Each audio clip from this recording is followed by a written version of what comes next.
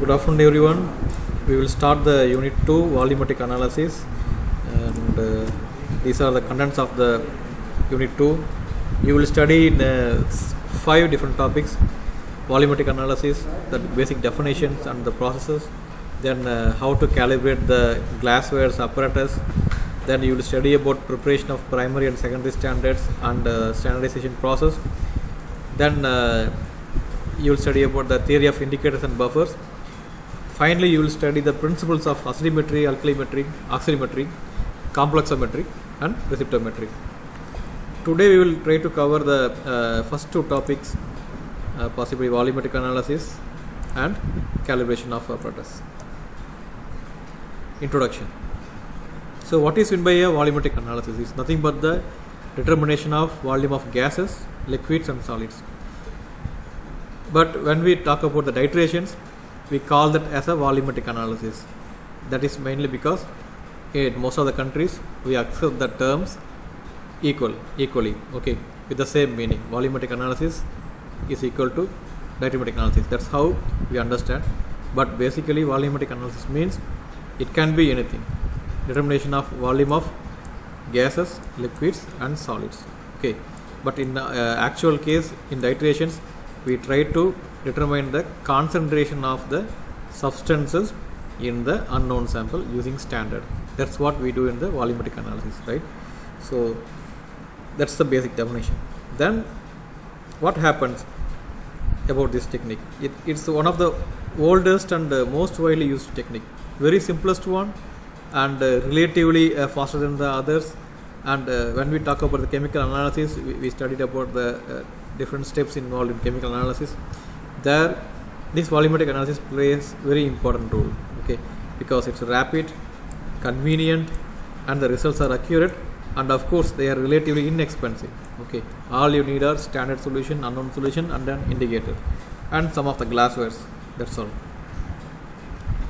And about the definitions, what is meant by volumetric analysis itself?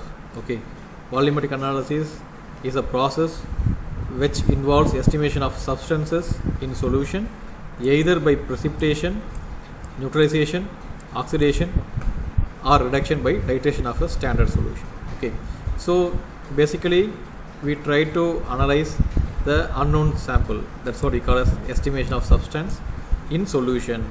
You don't go with the gases as discussed in the general definition. Okay, when it comes to diametric analysis, we estimate the unknown sample in solution only. The process could be, the reactions involved during the process could be precipitation, neutralization, oxidation or reduction by titration of a standard solution. So again, what is meant by a titration? Titration is a process of addition of a standard solution to the solution until the reaction is just complete, is termed as titration. Okay, so you will have a sample solution, then you will have a standard solution, you will add the standard solution to the sample solution. Puriyudungala? So that means that you will keep the standard solution in what? Burette, and unknown sample in the you will take it in the pipette and conical flask, right? So that's how it works. Appada vandittu you will know how much quantity of sample you have taken in a conical flask. For example, in your titration you take with 20 milliliter of sample or 10 milliliter of the sample, then you add the standard solution, and by adding the indicator you will know the end point, right? So that's a process called as titration. Titrant and titrant. Okay, these two looks like the same word with similar pronunciations. So titrant and titrant. Titrant is nothing but the reagent of known concentration. The standard is also known as titrant. Okay, and the unknown sample is known as titrant. So in order to avoid the pronunciation difficulties, I always go with the standard and unknown sample. So it will be easier for you to understand when we talk about the concepts. Okay, so here again it is mentioned that the standard solution is taken in the burette. You should always remember that, because whenever I explain the procedures, most of the students ask me this question: which solution should be taken in burette? Okay, very simple. Take the standard solution in the burette. That's the thumb rule. And about the unknown sample, how to take it? Take that in a pipette. Okay, that's all. Very simple. And again, the unknown sample is also known as analyte. Sometimes we used to call it as a substance also. Okay, so these are all words with similar meanings. And next one, indicator.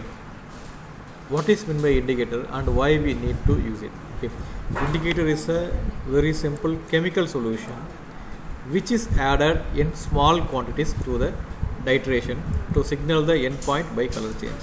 Okay, you are taking a chemical solution which can show some color change at the endpoint of your reaction. For example, your first titration was acid versus base. You took hydrochloric acid in pipette and sodium hydroxide in the burette. Then you added a phenolphthalein indicator. So the appearance of pink color is the endpoint of the titration, right?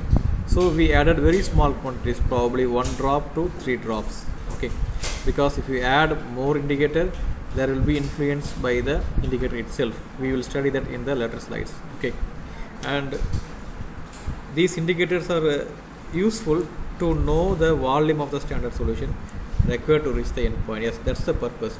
You add the indicator so that you can know the endpoint of the reaction between the sample and the standard.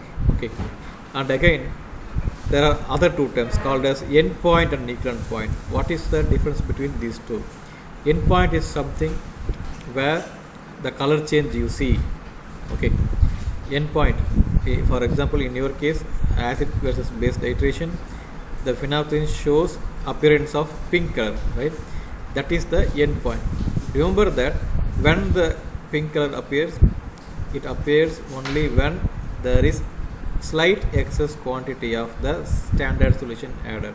Okay, acid base titration பண்ணனீங்க, அதில் வந்துட்டு acid வந்துட்டு conical ஃப்ளாஸ்கில் எடுத்துட்டீங்க, base வந்து sodium hydroxide வந்து பியூரெட்டில் வச்சுருந்தீங்க. So ரெண்டுமே ஈக்குவலாக react ஆகிற வரைக்கும் தேர் won't be any color change. But at one point, slight excess, 1 ட்ராப்போ இல்லை ஹாஃப் ட்ராப்போ இல்லை 2 ட்ராப்ஸோ எக்ஸஸாக நீங்கள் சோடியம் ஹைட்ராக்சைடு ஆட் பண்ணுவீங்க. எப்போ அந்த ரியாக்ஷன்ஸ்லாம் கம்ப்ளீட் ஆனதுக்கப்புறம் அந்த பாயிண்ட்டில் மட்டும்தான் சோடியம் ஹைட்ராக்சைடு கலர் கொடுக்கும். பிகாஸ் phenolphthalein கலர் கொடுக்கும். Phenolphthalein shows color only when the pH is above 7, right, above 8. So that's what happens. So endpoint is something where the color change is observed. Okay, so that's what we call as endpoint. So what is meant by equivalent point? Equivalent point is the stage in titration at which the amount of the standard reagent and sample is exactly and stoichiometrically equivalent. That when we write the equation, we say that HCl plus NaOH gives NaCl plus H2O, right? That's the basic titration equation in our titration, right? So equivalence point on the stoichiometric equation படி என்ன இருக்கணும், 10 ml 0.01 normality HCl எடுத்திருந்தோம்னா 10 ml 0.01 normality sodium ஹைட்ராக்சைடோட react ஆகிருக்கணும். But just a moment.